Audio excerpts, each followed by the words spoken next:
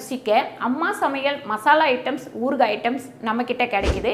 நீங்கள் கீழே வந்து நம்பர் கொடுக்குறேன், நம்பரில் காண்டாக்ட் பண்ணுங்கள். வணக்கம், நான் உங்கள் அம்மா சமையல் மீனாட்சி.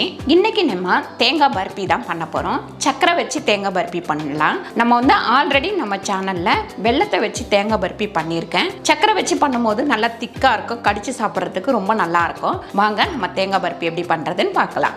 1 ஸ்பூன் அளவுக்கு நெய் போட்டுக்கலாம். தேங்காய் பார்த்திங்கன்னா ஒரு பெரிய தேங்காய் 3 தேங்காய் வந்து நல்லா திருவி எடுத்து வச்சுருக்கேன். பொடி பூவாக திருவுங்க.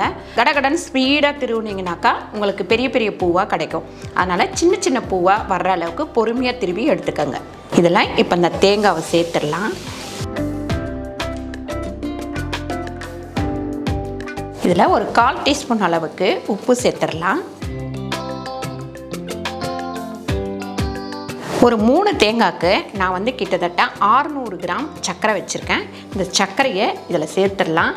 தேங்காய் வந்து நல்லா வதக்கினதுக்கப்புறம் இந்த சர்க்கரையை நம்ம சேர்க்கணும்.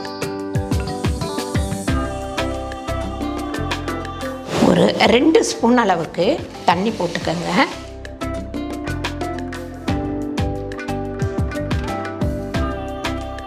பாருங்கள், நல்லா இதை ஹைலியே வச்சு நல்லா கிண்டிக்கிட்டே இருங்க.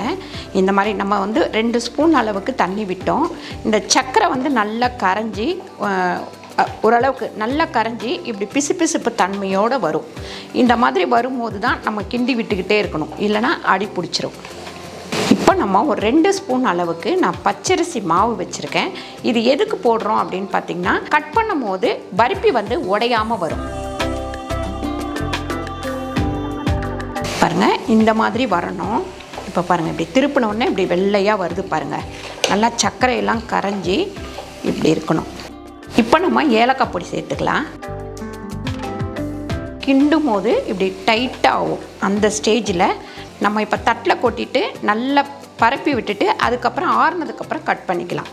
இந்த மாதிரி ட்ரேயில் கொஞ்சமாக நான் நெய் தடவி நான் வந்து மாவு போட்டு அப்படி தட்டி வச்சுருக்கேன். இப்போ இதில் போட்டுக்கலாம்.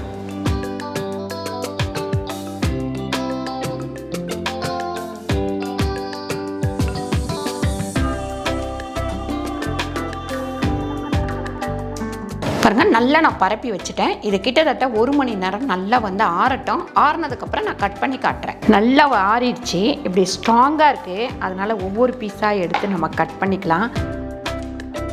அதிலேயே கட் பண்ணால் நம்ம கஷ்டமாக இருக்கும், வராது. அதனால் இந்த மாதிரி கட் பண்ணிக்கலாம்.